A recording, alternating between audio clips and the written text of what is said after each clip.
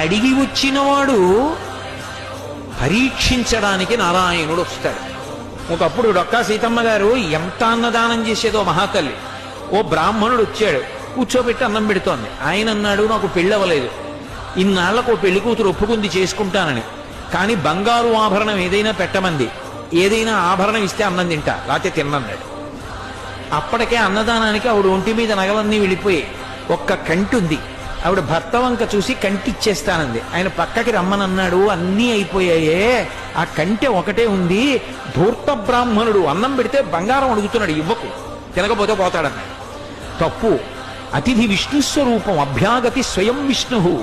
కాబట్టి ఆయనకి అన్నం పెట్టినప్పుడు బంగారం ఇచ్చేస్తాను. ఏమవుతుంది? పెళ్లి చేసుకుంటాడు, మంచిదేగా. కంటె ఒంటి మీద ఉంటే ఏమవుతుంది? శాశ్వతమా? పుణ్యం శాశ్వతం, ఇస్తానంది, నీ ఇష్టం ఈ అన్నాడు. కంటె తీసి ఇచ్చింది. ఆ కంటి తీసుకెళ్లి అరిటాక్ కింద పెట్టి ఆయన అన్నం తినేశాడు సంతోషంగా. ఉత్తరాపోసనం పట్టాడు, చేయగడుక్కోవడానికి బయటికి వెళ్ళాడు. ఊరంతా కలిపి ఎంత ఉంటుంది ఆ గన్నవరం. కాబట్టి ఆ బంగారు కంటె కనపడింది ఆకెత్తుతుంటే సీతమ్మ గారికి. అయ్యో వెర్రి బ్రాహ్మడు కంటె మరిచిపోయాడని పరిగెత్తుకెళ్ళారు పిలుద్దామని. కనపడలేదు. భర్తని పిలిచి వెతకమన్నారు, ఎక్కడా కనపడలేదు. అయ్య బ్రాహ్మణుడు ఇంత కంటె అడిగాడు, వెళ్ళిపోయాడని పడుకుని నిద్రపోయారు. ఆవిడికి కలలో శ్రీ మహావిష్ణువు కనపడ్డారు.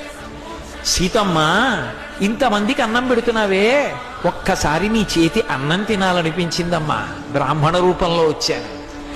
అభ్యాగతిని గదు పరీక్షించాలని కంటె అడిగాను, ఇచ్చేశావమ్మా.